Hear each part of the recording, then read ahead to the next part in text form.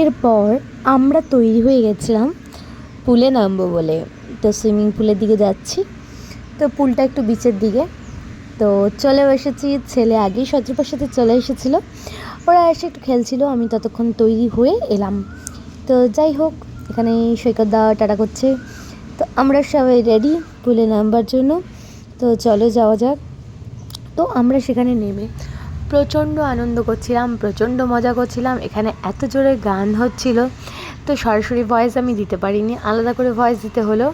তো যাই হোক, আমার ছেলে একটু মাঝে মধ্যে ভয় পেয়ে যায়। এরপর আমরা খাবার নিয়েছিলাম ভাত, ডাল, আলু ভাজা, চিকেন কষা আর নান।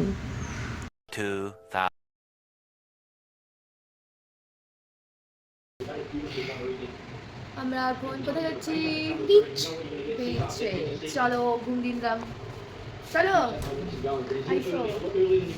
চলো যাওয়া যাক।